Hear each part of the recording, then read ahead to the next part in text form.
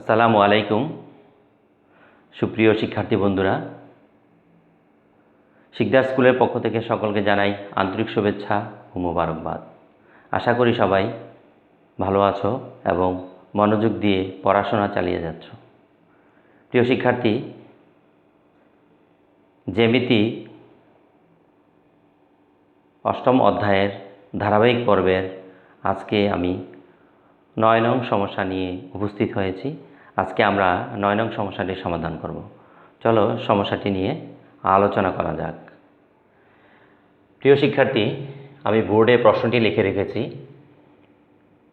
সমস্যাটি হলো, প্রমাণ করো যে চতুর্ভুজের কর্ণদ্বয় পরস্পর সমান হলে, একটা চতুর্ভুজের দুইটা কর্ণ যদি সমান হলে এবং পরস্পরকে সমকোণে সমদ্বিখণ্ডিত করলে, আবার কর্ণ দুইটা যদি একটি আরেকটিকে কি পরস্পরকে সমকোণে সমদ্বিখণ্ডিত করে, তাহলে সেই চতুর্ভুজটি হবে একটি বর্গ। অর্থাৎ আমি এখানে একটি চিত্র এঁকে রেখেছি, দেখো।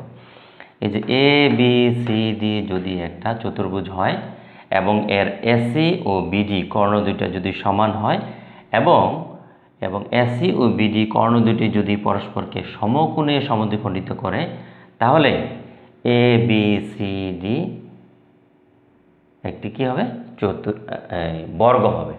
অর্থাৎ কর্ণ দুটি যদি সমান হয় এবং কর্ণদ্বয় যদি পরস্পরকে সমকোণে সমদ্বিখণ্ডিত করে, তাহলে সেই চতুর্ভুজটি একটি বর্গ হবে। এটাই আমাকে প্রমাণ করতে হবে। বিশেষ নির্বচনটা আমি লিখে রেখেছি, দেখো। মনে করি এবিসিডি চতুর্ভুজের কর্ণ এসি সমান কর্ণ বিডি। এসি এবং বিডি কর্ণ দুইটা, এই এসি এবং এই বিডি কর্ণ দুটি কি সমান এবং এসি ও বিডি কর্ণদ্বয় পরস্পরকে ও বিন্দুতে সমকোণে সমদ্বিখণ্ডিত করেছে। এখানে কিন্তু সমকোণে সমদ্বিখণ্ডিত করেছে। কেমন?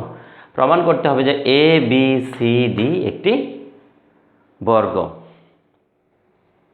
প্রমাণ, আসলে বর্গের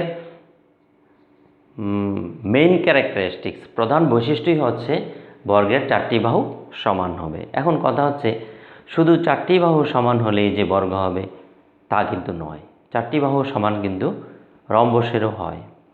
তবে বর্গ এবং রম্বসের মিল হচ্ছে বর্গের এবং রম্বসের উভয়েরই চারটি বাহু সমান এবং এদের দুটার মধ্যে মেইন পার্থক্যটা হচ্ছে কোণের দিক দিয়ে। বর্গের প্রত্যেকটা কোণ সমকোণ, কিন্তু রম্বসের একটি কোণও সমকোণ নয়। অর্থাৎ সমকোণ নয় বলতে হয় সমকোণের চেয়ে ছোট হবে, না হলে বড় হবে, কিন্তু বর্গের কিন্তু প্রতিটি কোণ কে সমকোণ। তাহলে আমি এখন দেখাবো যে এ বি সি ডি এই চতুর্ভুজটির চারটা বাহু সমান দেখাবো। সমান দেখালে কিন্তু বলা যাবে না যে এটা বর্গ। চারটা বাহু সমান দেখিয়ে তারপর যে কোনো একটা কোণ যদি আমি সমকোণ দেখাতে পারি, তাহলে কিন্তু এটা বর্গ হবে, তখন আর এটা রম্বস হবে না। ওকে, লেটস স্টার্ট। আচ্ছা, আমি তাহলে যদি আমি প্রথম বাহুগুলো সমান দেখাবো। আমি প্রথম চাচ্ছি এই যে এবি বাহুটা আর বিসি বাহুটা সমান দেখাতে যাচ্ছি। তাহলে আমাকে এও বি ত্রিভুজ এবং বিও সি ত্রিভুজ, এই দুইটা ত্রিভুজ যদি আমি কনসিডার করি, খেয়াল করো, এও বি ত্রিভুজ এবং বিও সি ত্রিভুজ, এই দুইটা ত্রিভুজকে আমি সর্বসময় দেখানোর চেষ্টা করবো। এখন ত্রিভুজ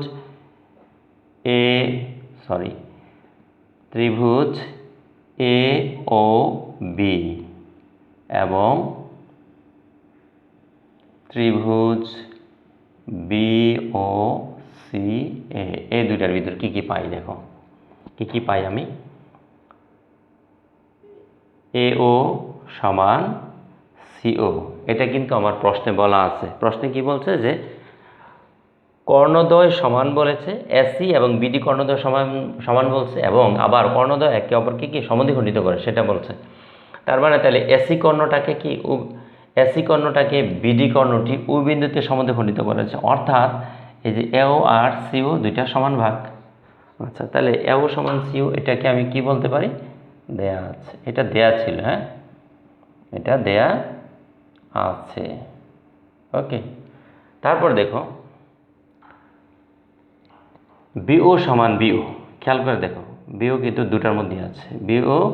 বিও সমান কি, বিও সমান বিও, কারণটা কি, এটা হচ্ছে দুইটার মধ্যে আছে, দ্যাট মিনস সাধারণ বাহু। হ্যাঁ, সাধারণ বাহু, হ্যাঁ, সাধারণ বাহু। আর দেখো বিউ এটা গেল, হ্যাঁ, বিউ সমান বিউ এটা গেল। আর দেখো এই দুই বাহুর অন্তর্ভুক্ত কোণ হচ্ছে কি এটা, এটা কিন্তু পরস্পরকে সমকোণে সমদ্বিখণ্ডিত করে, আমরা কিন্তু জানলাম, ঠিক না? আমি ওটা যদি একটু এদিকে দিই, ও বিন্দুটা যদি এদিকে দিই, আমাদের কিন্তু প্রশ্নে বলা আছে কি কর্ণদ্বয় পরস্পরকে সমকোণে সমদ্বিখণ্ডিত করে, তাহলে এই কোণটা আর এই কোণটা অবশ্যই সমকোণে যেহেতু সমদ্বিখণ্ডিত করে, এবং অন্তর্ভুক্ত কি এ ও বি কোণ সমান অন্তর্ভুক্ত বি ও সি কোণ। কারণটা কি? দুইটাই হলো তোমার সমকোণ। তো সমকোণ হওয়ার কারণে সুতরাং তাহলে এটা কি হলো, ত্রিভুজ দুইটা সর্বসম হয়ে গেল। কিভাবে হলো সর্বসম? কিভাবে হলো? বাহু কোণ বাহু উপপাদ্য অনুসারে, বাহু কোণ বাহু উপপাদ্য অনুসারে ত্রিভুজ দুইটা সর্বসম। অর্থাৎ যদি একটা ত্রিভুজের দুইটি বাহু ও এদের অন্তর্ভুক্ত কোণ অপর একটি ত্রিভুজের দুইটি বাহু ও অন্তর্ভুক্ত কোণের সমান হয়, তাহলে ত্রিভুজ দুটি সর্বসম। এই হিসেবে আমি লিখতে পারি কি, সুতরাং ত্রিভুজ এ ও বি কনগ্রুয়েন্স ত্রিভুজ বি ও সি। ওকে, এখন এই দুইটা ত্রিভুজ যদি সর্বসম হয়, দেখো আমার টার্গেট কিন্তু ছিল এবি বাহু আর এই বিসি বাহু সমান দেখানো। সুতরাং ত্রিভুজ দুইটা যেহেতু সর্বসম হয়েছে, সুতরাং আমি লিখতে পারি, হ্যাঁ, সুতরাং এই যে এবি বাহু সমান হলো বিসি বাহু। ওকে, এবি বাহু সমান বিসি বাহু। আচ্ছা, এবি বাহু সমান বিসি বাহু যদি হয়ে থাকে, এখন আমি কি করেছি দেখো, এই দুইটা ত্রিভুজ নিয়ে প্রমাণ করেছি এবি সমান বিসি। সেম ওয়েতে আমি যদি আবার বিওসি ত্রিভুজ এবং সিওডি ত্রিভুজ নিই, তখন আমি দেখাতে পারবো আবার বিসি সমান কি সিডি। আবার ঠিক একইভাবে যখন আমি সিওডি ত্রিভুজ এবং এওডি ত্রিভুজ নেব, তখন দেখাতে পারবো আমি সিডি সমান এডি। আবার যখন এওডি ত্রিভুজ এবং এওবি ত্রিভুজ নেব, তখন আমি দেখাতে পারবো কি এডি সমান এবি। সো চারটা বাহু সমান হয়ে গেল না? তাহলে আমি এখন লিখতে পারি একইভাবে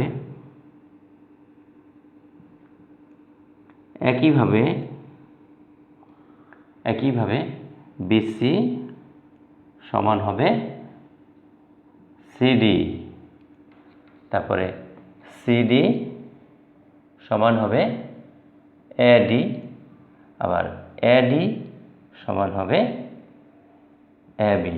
ওকে, তাহলে সুতরাং আমি কি লিখতে পারি, এবি সমান বিসি সমান সিডি সমান ডিএ বা এডি যাই লিখি। ওকে, তাহলে চারটা বাহু আমি সমান প্রমাণ করে ফেললাম।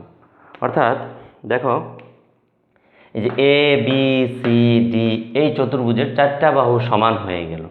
তাহলে আমি এখন বলতে পারি যে এই চতুর্ভুজটি হয় বর্গ হবে, না হয় রম্বস হবে, দুইটার একটা হবে।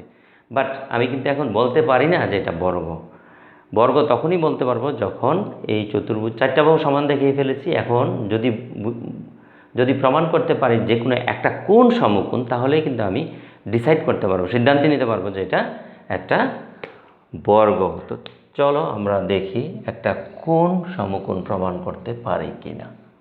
ওকে, আচ্ছা, যদি একটা কোণ সমকোণ প্রমাণ করতে চাই, আমি প্রথম যে কোনো একটা ত্রিভুজ নেই, যেমন এ ও বি ত্রিভুজ দিলাম। ত্রিভুজ এ ও বি এ, ত্রিভুজ এ ও বি এ দেখো কি আছে, এও সমান ত্রিভুজ এ ও বি এ কিন্তু এও সমান বিও, এও সমান হচ্ছে বিও। এটা কিভাবে দেখাই দেখো, আসলে আমার কি ছিল, তোমার এসি সমান কিন্তু বিডি। ওকে, এটা ছিল না, এসি সমান বিডি ছিল।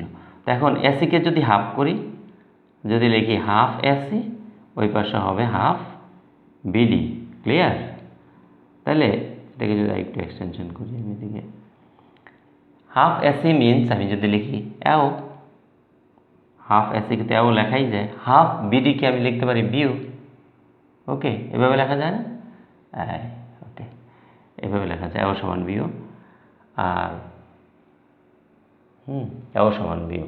তো এও সমান যদি বিও হয়, আমরা কি জানি, যদি একটা ত্রিভুজের, আমরা কিন্তু আরেকটা জিনিস জানি, আরেকটা ত্রিভুজের আরেকটা ক্যারেক্টারিস্টিক্স হচ্ছে, যদি কোনো ত্রিভুজের দুইটা বাহু সমান হয়, তাহলে সমান সমান বাহুর বিপরীত কোণগুলো সমান। অর্থাৎ যদি এই বাহুটা আর এই বাহুটা সমান হয় এই ত্রিভুজের মধ্যে, তাহলে এই বাহুর বিপরীত কোণ হচ্ছে এইটা, আবার এই বাহুর বিপরীত কোণ হচ্ছে এইটা, এই দুইটা কি হবে, সমান হবে। ওকে, তাহলে আমি কি লিখব, সুতরাং ও এ বি কোণ সমান ও বি কোণ। ওকে, এটা লেখা যায়। আচ্ছা, এখন দেখো তাহলে কী হলো, এই কোণ সমান এই কোণ। এখন আমরা কি জানি, একটা ত্রিভুজের 3 কোণের সমষ্টি 2 সমকোণ বা 180 ডিগ্রি। তাহলে এ ও বি ত্রিভুজের, খেয়াল করে দেখো, এ ও বি ত্রিভুজের এই কোণটা কিন্তু, এ ও বি কোণটা কিন্তু কি এক সমকোণ। প্রশ্নে বলা আছে কর্ণদ্বয় পরস্পরকে সমকোণের সম্বন্ধে খণ্ডিত করে। তো সেই হিসাবে এ ও বি কোণটা কিন্তু, এই যে এ ও বি কোণটা কিন্তু সমকোণ। তো এটা যদি সমকোণ হয়, তাহলে এই ত্রিভুজের 3টা কোণের সমষ্টিতে 180 ডিগ্রি। তাহলে এটা একাই যদি 90 ডিগ্রি হয়ে যায়, তাহলে অবশ্যই এই 2টা কোণের যোগফল কত, 90 ডিগ্রি। তো সেই হিসাবে আমি লিখতে পারি, আচ্ছা এখানে একটু আমি এভাবে লিখে দিই, যেহেতু এ ও বি কোণ ইজ ইকুয়াল টু 90 ডিগ্রি, সুতরাং ও এ বি কোণ প্লাস ও বি কোণ ইজ ইকুয়াল টু, এই দুইটার যোগফল হবে 90 ডিগ্রি। কিন্তু আমরা একটু আগে প্রমাণ করলাম কি এই দুইটা কোণ কি, এই দুইটা কোণ সমান। তাহলে আমি কি লিখব, দুইটা কোণ সমান যদি লিখতে, তাহলে এখন এই দুইটা কোণ কিন্তু আমার সমান। তাহলে আমি এখানে লিখতে পারি, ধরো আমি ও বি কোণ, হ্যাঁ এটার জায়গায় ও বি কোণ বসাই দিলাম, প্লাস এখানে হবে আবার ও বি কোণ, ওকে, সমান হলো 90 degree. That means 2 O B কোণ ইজ ইকুয়াল টু 90 ডিগ্রি। হ্যাঁ, সুতরাং ও বি কোণ ইজ ইকুয়াল টু কত ডিগ্রি হবে, 45 ডিগ্রি। আবার একইভাবে এটার মতো আমি যদি আবার এ বি ও সি ত্রিভুজ নেই, একইভাবে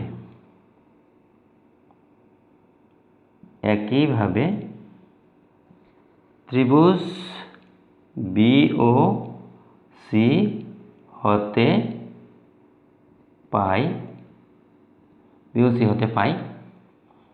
একইভাবে ত্রিভুজ বি ও সি হতে পাই ও বি সি কোণ ইজ ইকুয়াল টু কত, 45 ডিগ্রি। আচ্ছা, এখন এইটাও পেয়ে গেলাম আমি 45 ডিগ্রি, আবার এইটাও পেয়ে গেলাম 45 ডিগ্রি। এখন সুতরাং আমি যদি এভাবে লিখি, এ বি সি কোণ ইজ ইকুয়াল টু, কী লিখবো আমি,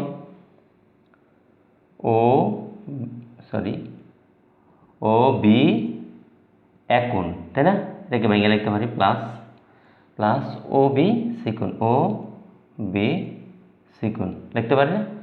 এই যে এ বি সি কোণ মানে হচ্ছে এই পুরাটাকে ভেঙে লিখতে পারি আমি ও বি কোণ প্লাস ও বি সি কোণ, এটাকে আমি এভাবে ভেঙে লিখলাম। তাহলে এটার মান কত পেয়েছি আমি, 45 ডিগ্রি, প্লাস এটার মান কত পেয়েছি, 45 ডিগ্রি। সো আমার কি হয়ে গেল, 90 ডিগ্রি। খেয়াল করে দেখো আমি যদি একটু এদিকে মুছে লিখি, তাহলে আমার কি হয় দেখো। আচ্ছা, তাহলে আমার কি হলো, এই যে এ বি সি কোণ, এই কোণটা কিন্তু আমি 90 ডিগ্রি প্রমাণ করে ফেললাম। অর্থাৎ এই কোণটা যেহেতু 90 ডিগ্রি, একইভাবে আমি এই কোণটাও 90 ডিগ্রি প্রমাণ করতে পারি, এই কোণটাও 90 ডিগ্রি প্রমাণ করতে পারবো, এই কোণটাও 90 ডিগ্রি প্রমাণ করতে পারবো। একটা প্রমাণ করলেই যথেষ্ট। তো আমরা জানি কি, যদি কোনো চতুর্ভুজের 4টি বাহু সমান হয়, দেখো এই যে 4টি বাহু সমান কিন্তু হয়ে গেছে অলরেডি, এবং এবং একটা কোণ যদি সমকোণ হয়, এই যে চারটা বাহু সমান এবং এই একটা কোণ হলো সমকোণ। যদি কোনো চতুর্ভুজের চারটি বাহু সমান হয় এবং একটি কোণ সমকোণ হয়, তখন সেই চতুর্ভুজটি একটি বর্গ। সো আই ক্যান রাইট, অতএব দিয়ে পরিশেষে আমি এটা লিখব, অতএব, হ্যাঁ, এ বি সি ডি চতুর্ভুজে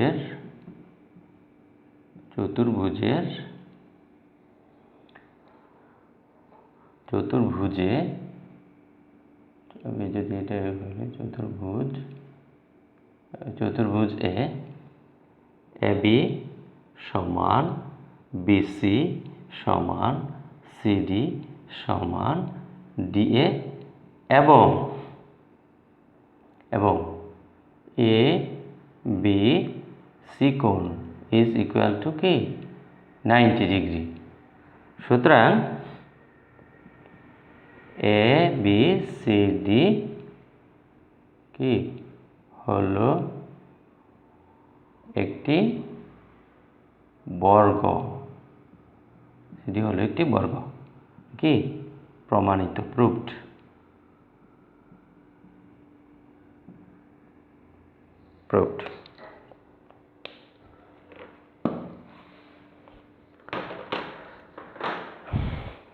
প্রিয় শিক্ষার্থী বন্ধুরা, আশা করি তোমরা এই সমস্যাটির 9 নং সমস্যাটির সমাধানটা খুব ভালোভাবে বুঝতে পেরেছ।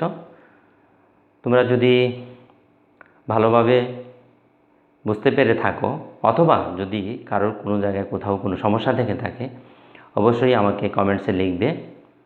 আমি তোমাদের সেই সমস্যাগুলোর সমাধান করে দেওয়ার চেষ্টা করব। আর তোমরা এখনও যারা আমার চ্যানেলটিকে সাবস্ক্রাইব করোনি, খুব তাড়াতাড়ি সাবস্ক্রাইব করে ফেলো। আমার লেকচারগুলো যদি ভালো লেগে থাকে তোমাদের, একটা লাইক দিবে। আর খুব দ্রুত সাবস্ক্রাইব যদি তুমি না করো, তাহলে কিন্তু আমার পরবর্তী ভিডিওগুলোর নোটিফিকেশন তোমার কাছে পৌঁছাবে না। সো দেরি না করে সাবস্ক্রাইব করে ফেলো।